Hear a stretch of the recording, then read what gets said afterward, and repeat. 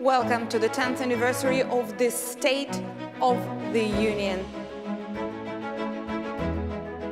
Every year I'm looking forward to follow the State of the Union, and I think it's a great platform to really have together a lot of people that are making policy all over the world. And for us as researchers here, I think it's a wonderful opportunity to ask directly questions to these people.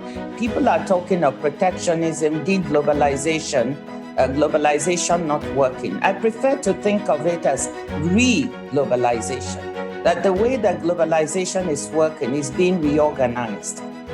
Indeed, every year around Europe Day, Florence becomes the center of our union. Normally Florence attracts everybody, but now we're doing it hybrid and still everybody's willing to come. It's such a great opportunity to choose topics that really matter to the world and to get key people from all over talk about these issues.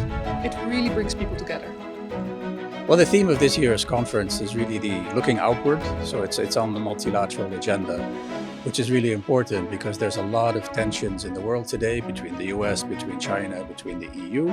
But there's also really a lot of issues that are very important where we need cooperation, right? So think about climate change, think about the pandemic, of course.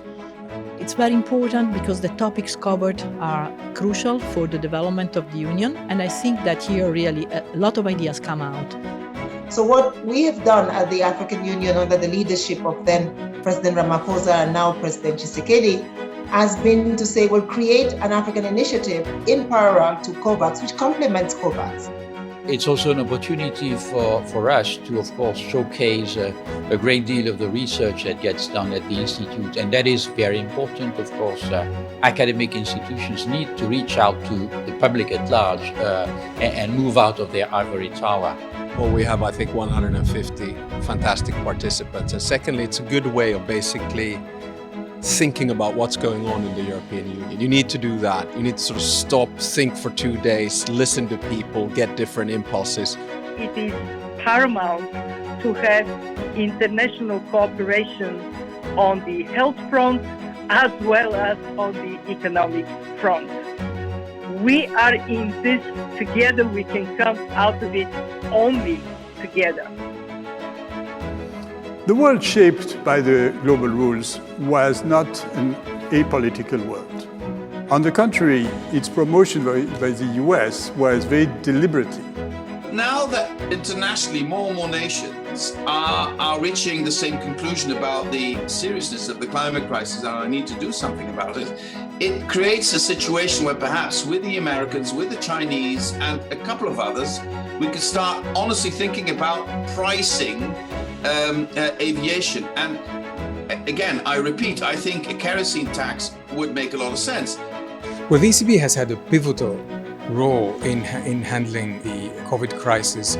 It's been a privilege to have President Lagarde here to be able to discuss with us. As we were hit together, as we had to get out together, we had to borrow together and we had to lend to each other. And that's the next generation, the youth fund, which is a complete difference from what we had during the great financial crisis. And what I think is quite special about the State of the Union conference is that it brings so many of the thought leaders and people with invested passion in Europe together in one place to discuss pretty much all the most pressing things that we face.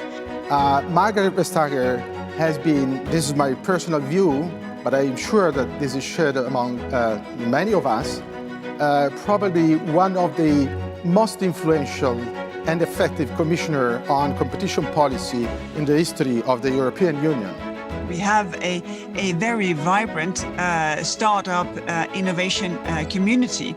And I think it's important not to see Europe as lagging behind, starting this new big chapter of digitization where data really makes the difference. The integration process is a fantastic tool to modernize our country and to make Albania a full-fledged European state, ready to become member of the European Union, but member or not member, to be a European state.